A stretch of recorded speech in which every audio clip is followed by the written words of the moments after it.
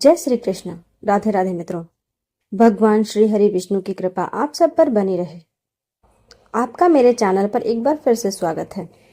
आज के इस वीडियो में हम वैवस्वत मनु के वंशजों का वर्णन करेंगे।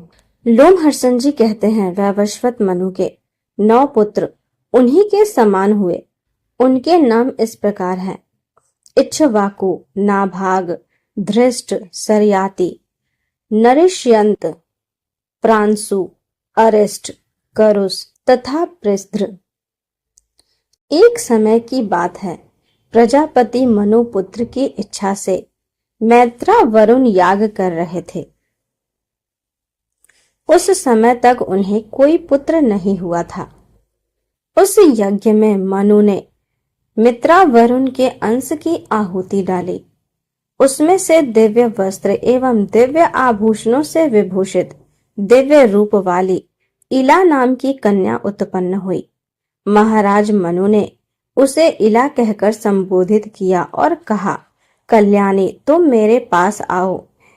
तब इला ने पुत्र की इच्छा रखने वाले प्रजापति मनु से यह धर्म युक्त वचन कहा, महाराज, मैं मित्रा वरुण के अंश से उत्पन्न हुई हूँ, अतः पहले उन्हीं के पास जाऊंगी। आप मेरे धर्म में बाधा न डालिए।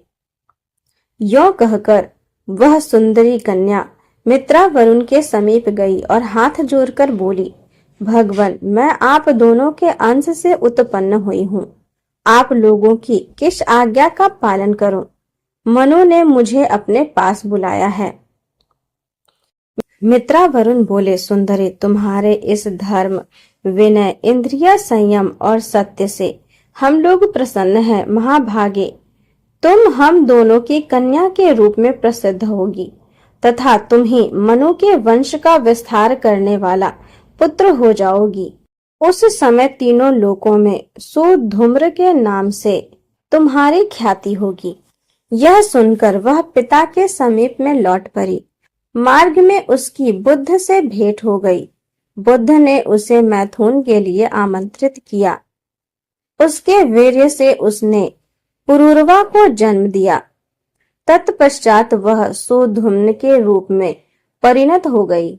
सुधुम्न के 3 बड़े धर्मात्मा पुत्र उत्कल, गय और विंताश्व।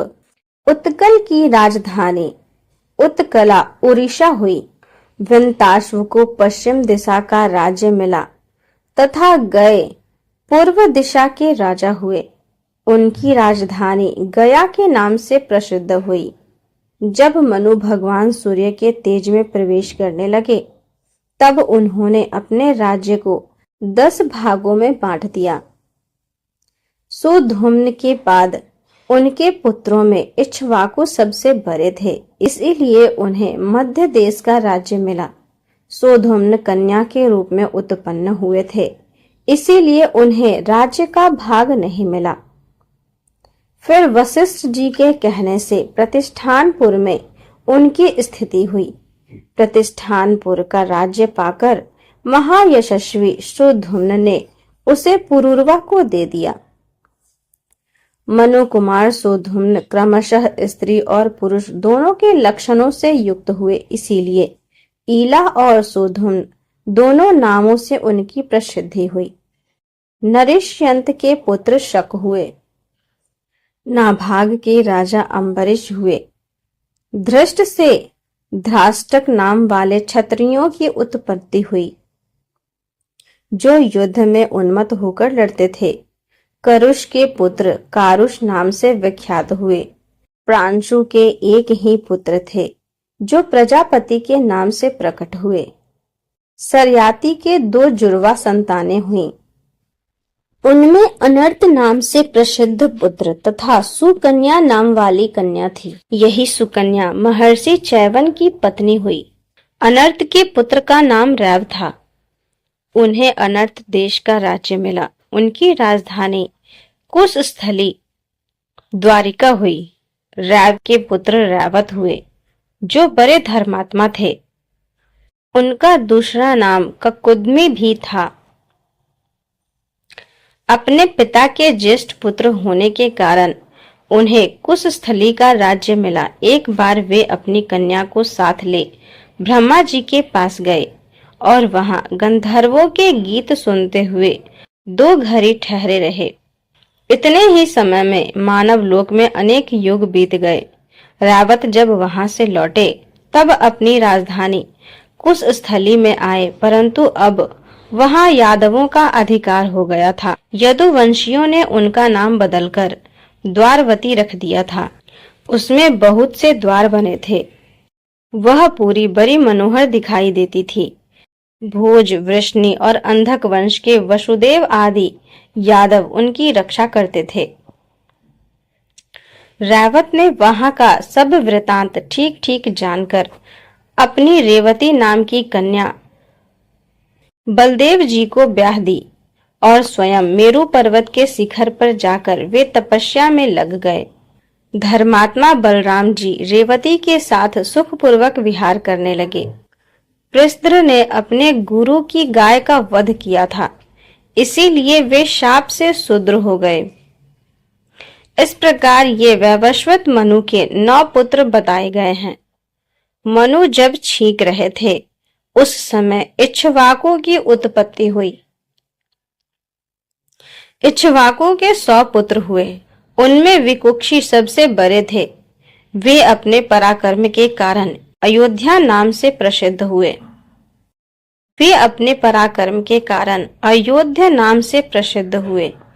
उन्हें अयोध्या का राज्य प्राप्त हुआ। उनके शकुनी आदि 5 पुत्र हुए जो अत्यंत बलवान और उत्तर भारत के रक्षक थे।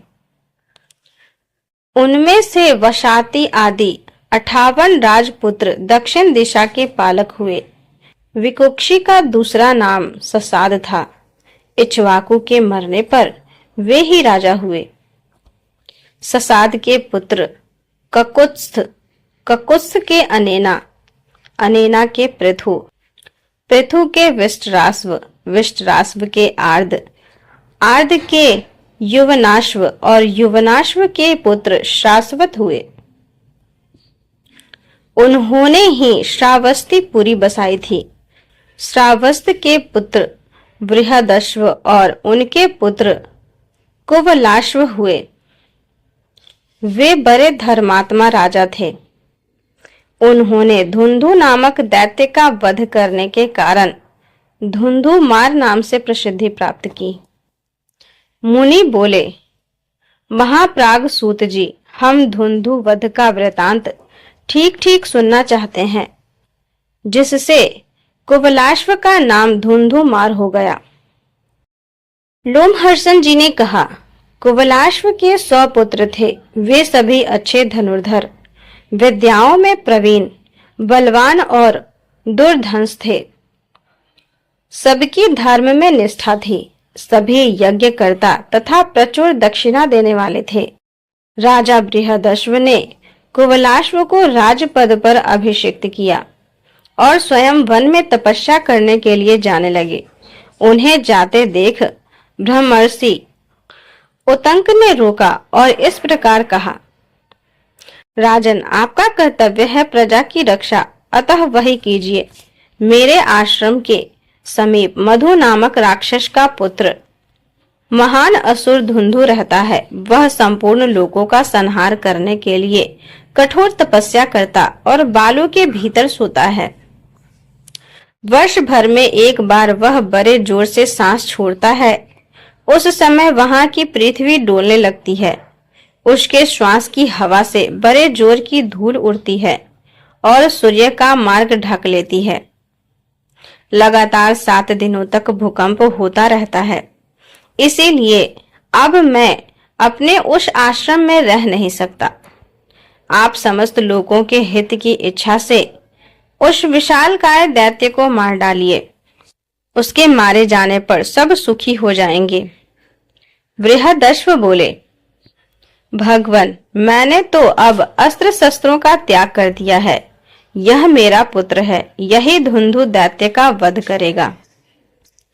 राजर्षि बृहदश्व अपने पुत्र कुवलाश्व को धुंधु के वध की आज्ञा दे स्वयं पर्वत के समीप चले गए।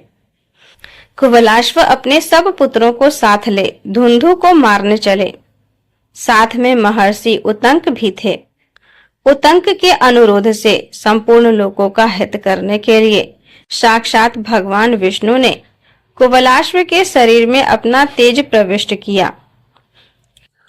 कुवलाश्व जब युद्ध के लिए प्रतिष्ठित हुए तब देवताओं का यह महान शब्द गूंज उठा, ये श्रीमान नरेश अवध्य हैं, इनके हाथ से आज धुंधु अवश्य मारा जाएगा। पुत्रों के साथ वहां जाकर वीरवर कुवलाश्व ने समुद्र को खुदवाया। खोदने वाले राजकुमारों ने बालू के भीतर धुंधु का पता लगाया। वह पश्चिम दिशा को घेर कर पड़ा था। वह अपने मुख की आग से संपूर्ण लोकों का संहार सा करता हुआ जल का स्रोत बहाने लगा। जैसे चंद्रमा के उदय काल में समुद्र में ज्वार आता है, उसकी उतार तरंगे बढ़ने लगती है, उसी प्रकार वहां जल का वेग बढ़ने लगा। कुवलाश्व के पुत्रों में से 3 को छोड़कर शेष सभी धुंधु की मुखाग्नि से जलकर भस्म हो गए। तदंतर महातपस्वी राजा कुवलाश्व ने उस महाबली धुंधु पर आक्रमण किया। वे योगी थे, इसीलिए उन्होंने योग शक्ति के द्वारा वेग से प्रवाहित होने वाले जल को पी लिया और आग को भी बुझा दिया। फिर बलपूर्वक उस महाकाय जलचर राक्षस को मारकर महर्षि उतंक का दर्शन किया।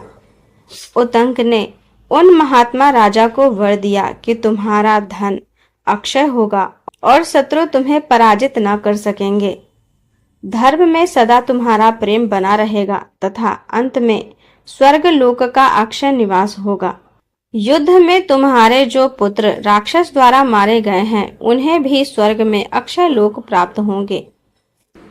धुंधुमार के जो 3 पुत्र युद्ध से जीवित बच गए थे, उनमें दृढ़ाश्व सबसे ज्येष्ठ था और चंद्राश्व तथा कपिलाश्व उनके छोटे भाई थे। दृढ़ाश्व के पुत्र का नाम हर्यश्व था। हर्यश्व का पुत्र निकुंभ हुआ, जो सदा क्षत्रिय धर्म में तत्पर रहता था। निकुंभ का पुत्र संहताश्व था। संहताश्व के 2 पुत्र हुए, अकृशाश्व और कृशाश्व। उनके हेमवती नाम की एक कन्या भी हुई, जो आगे चलकर दृशद्वंती के नाम से प्रसिद्ध हुई। उसका पुत्र प्रसेनजित हुआ, जो तीनों लोकों में विख्यात था। प्रसेनजित ने गौरी नाम वाली पतिव्रता स्त्री से ब्याह किया था, जो बाद में पति के शाप से बहुधा नाम की नदी हो गई। प्रसेनजित के पुत्र राजा युवनाश्व हुए। युवनाश्व के पुत्र मानधाता हुए। वे त्रिभुवन विजयी थे। शशबिंदु की कन्या चैत्ररथी थी, जिसका दूसरा नाम बिंदुमती भी था। वह मानधाता की पत्नी हुई। इस भूतल पर उसके समान रूपवती स्त्री दूसरी नहीं थी। बिंदुमती बड़ी पतिव्रता थी। वह 10,000 भाइयों की ज्येष्ठ भगिनी थी। मानधाता ने उसके गर्भ से धर्मज्ञ पुरुकुत्स और राजा मुचुकंद ये 2 पुत्र उत्पन्न किए। पुरुकुत्स के उनकी स्त्री नर्मदा के गर्भ से राजा त्रसदस्यु उत्पन्न हुए। उनसे संभूत का जन्म हुआ। संभूत के पुत्र शत्रुदमन त्रिधनवा हुए। राजा त्रिधनवा के पुत्र विद्वान त्रयारुण हुए। उनका पुत्र महाबली सत्यव्रत हुआ। उसकी बुद्धि बड़ी खोटी थी। उसने वैवाहिक मंत्रों में विघ्न डालकर दूसरे की पत्नी का अपहरण कर लिया। बाल स्वभाव, कामासक्ति, मोह, साहस और चंचलता वश उसने ऐसा कुकर्म किया था। जिसका अपहरण हुआ था वह उसके किसी पूर्ववासी की ही कन्या थी। इस अधर्म रूपी शंकु के कारण कुपित होकर त्रयारुण ने अपने उस पुत्र को त्याग दिया। उस समय उसने पूछा, पिताजी, आपके त्याग देने पर मैं कहाँ जाऊं? पिता ने कहा, ओ कुल कलंक, जा चांडालों के साथ रह। मुझे तेरे जैसे पुत्र की आवश्यकता नहीं है। यह सुनकर वह पिता के कथनानुसार नगर से बाहर निकल गया। उस समय महर्षि वशिष्ठ ने उसे मना नहीं किया। वह सत्यव्रत चांडाल के घर के पास रहने लगा। उसके पिता भी वन में चले गए। तदंतर उसी अधर्म के कारण इंद्र ने उस राज्य में वर्षा बंद कर दी। महातपस्वी विश्वामित्र उसी राज्य में अपनी पत्नी को रखकर स्वयं समुद्र के निकट भारी तपस्या कर रहे थे। उनकी पत्नी ने अकाल ग्रस्त हो अपने मझेले औरस पुत्र के गले में रस्सी डाल दी और शेष परिवार के भरण पोषण के लिए 100 गायें लेकर उसे बेच दिया। राजकुमार सत्यव्रत ने देखा कि विक्रय के लिए इसके गले में रस्सी बंधी हुई है। तब उस धर्मात्मा ने दया करके महर्षि विश्वामित्र के उस पुत्र को छुड़ा लिया और स्वयं ही उसका भरण पोषण किया। ऐसा करने में उसका उद्देश्य था महर्षि विश्वामित्र को संतुष्ट करके उनकी कृपा प्राप्त करना। महर्षि का वह पुत्र गले में बंधन पड़ने के कारण महातपस्वी गालव के नाम से प्रसिद्ध हुआ।